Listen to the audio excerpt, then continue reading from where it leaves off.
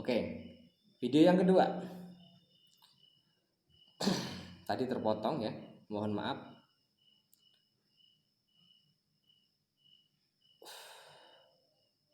Jadi terpotong, mohon maaf tadi karena kepencet, Pak Guru mau ke sana ya. Nah, untuk tadi tujuan kita belajar apa tadi hari ini? Satu, dapat mencermati gagasan pokok dari wacana teks. Kita bisa tahu nih mana gagasan pokok dan gagasan pendukung itu dari sebuah teks. Kemudian yang kedua adalah mengidentifikasi keragaman sosial budaya di provinsi tempat tinggal kita, ya. Kemudian yang ketiga menerapkan sifat-sifat bunyi dan keterkaitannya dengan indera pendengaran. Kita belajar tentang sifat-sifat bunyi. Kenapa sih bunyi bisa terdengar di telinga gitu? Terus yang mendengar itu apa gitu? Oke? Pembelajaran satu itu. Jadi dalam video Bapak ini, Bapak mohon dibantu dengan orang tuanya. Oke, anak-anakku, silahkan dibuka di halaman 1, Pawai Budaya. Ya. Dalam pelajaran kalau tatap muka, Pak Guru minta anak membaca. Ya. Membaca kelas 4 gimana? Apakah wow pakai suara? Oh, sudah besar. Sudah masuk kelas 4 tinggi, sudah bisa membaca dalam hati. Gitu. Bacanya dipahami. Oke? Anak-anak silahkan dibaca halaman 1 sampai halaman 2. Oke. Silahkan dibaca. Yang gimana ya? Yang teliti gitu. Dibaca yang teliti. Kalau perlu dibaca ulang lagi 2 kali, tapi dalam hati dipahami. Oke? Setelah dibaca, apa yang dilakukan? Yang dilakukan adalah di halaman 3. Coba kalau menurut anak-anak Bapak nanti setelah dibaca, tuliskan apa yang dibicarakan di paragraf 1. Nggak usah panjang-panjang. Yang misalnya paragraf 1 membicarakan tentang kue, tulis saja kue atau tentang apa gitu. Misalnya tentang apa? Menceritakan paragraf 1 menceritakan tentang rendang, boleh masakan rendang, atau menceritakan tentang liburan, paragraf kedua silahkan tulis. Kalau yang inget yang anak-anak Pak Guru tangkap ini apa gitu, silahkan ditulis. Oke, di halaman 3. Oke, setelah halaman 3 selesai, menurut anak Bapak itu gimana? Nanti hasilnya kita sama-sama kita bicarakan, minta Pak Guru koreksi gitu loh. Kalau ada kita bisa saling sharing, bisa saling diskusi gitu.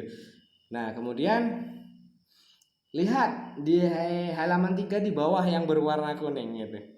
Lihat, setiap bacaan biasanya terdiri ada beberapa paragraf. Setiap paragraf ingat paragraf ditandai oleh tulisan yang masuk ke dalam. Apa namanya coba? Tanyakan nanti sama orang tuanya ya. Nah, masuk ke dalam. Biasanya dua huruf. Dua huruf itu? Ya, bahasa gampangnya 2 huruf saja gitu ya. Itu selalu ditandai itu setiap satu paragraf. Satu paragraf itu biasanya terdiri dari beberapa kalimat ya. Ya. Dalam satu paragraf itu ya, anak, pasti selalu ada ide pokok. Nah, yang jadi permasalahan kita belajar kali ini bisa mengerti tentang ide pokok. Apa sih ide pokok itu? Nah, penasaran? Ingat, ide pokok ini dipakai sampai nanti kuliah. Kenapa? Kalau orang sudah pandai mencari ide pokok dalam sebuah bacaan, itu gampang membaca. Sebentar aja sudah tahu kita. Sebentar saja kita sudah tahu apa isi di dalam bacaan itu. Oke? Jadi, ide pokok itu dasar yang mendasari si penulis ataupun apa yang ada di dalam paragraf itu, yang pokoknya yang mendasari loh.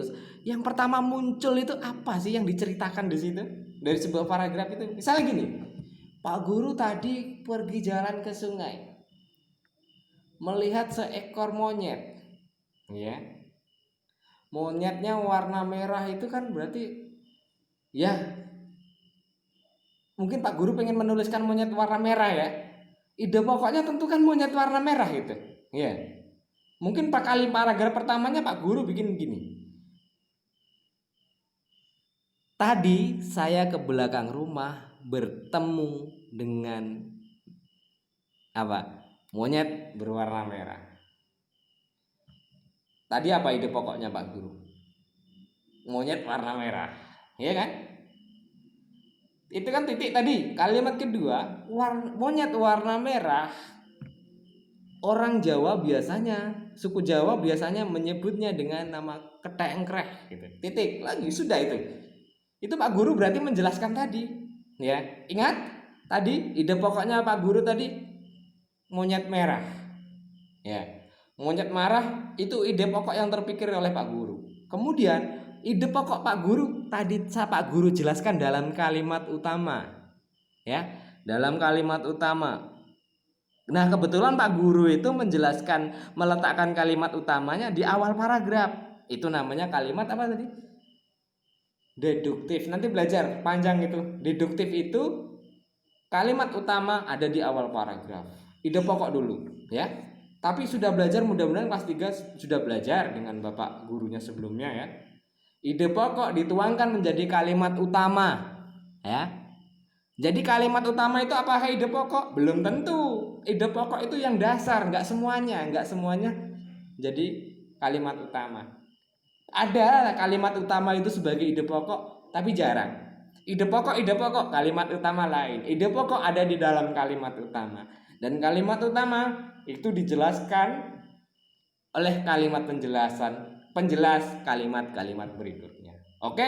Seperti itu dasarnya. Atau contoh lagi gini. Mbak Guru berpikir tentang pramuka. Kita juara pramuka kemarin ya. Ya. Juara pramuka. Terus ide pokoknya kan juara pramuka nih kita nih, ya. Nih Pak Guru dalam otaknya nih juara pramuka. Pak Guru pengen membuat dalam sebuah paragraf menuliskannya. Pada Jambore Pramuka tahun ini kita menjadi juara pramuka kan? Itu kan kalimat utama itu karena di dalamnya ada ide pokok. Ya. Pramuka ini kita menjadi juara arah kita terus berlatih. Nah, Pak Guru kan menjelaskan kalimat utama tadi kan? Ya. Latihan kami dalam 1 minggu itu bisa 3 kali. Ya, gitu kan? Karena menjelaskan tadi kenapa kita juara gitu. Paham? Oke. Kemudian masuk di halaman 4. Kalau sudah mulai paham tentang ide pokok, silakan di dalam gabuk yang ini di sini anak-anak, di sini di halaman 4 ini ya. Di halaman 4 ini Pak Guru coba dulu. Tadi wacana tadi, bacaan tadi ya. Tadi bacaan tadi mohon maaf, bacaan tadi kan ada berapa paragraf tuh? Ada paragraf, ada banyak. 1 ya. 1, kemudian 2, 3, 4, 5 ya. Nah, kita diminta di paragraf 3, paragraf 4, silakan paragraf 5 tuliskan ide pokoknya atau gagasan pokoknya di sini nih. Kemudian paragraf 4 silakan tuliskan di sini.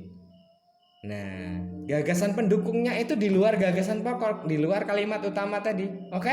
3, 4, 5. Ya? Nah, 1, 2-nya silahkan ditulis ini. Nah, anak-anak Pak Guru jangan takut belajar kurikulum 2013. Syaratnya 1, berani, kreatif, jangan takut. Oke? Sampai di sini dulu ide pokok dulu, nanti sambung lagi video berikutnya di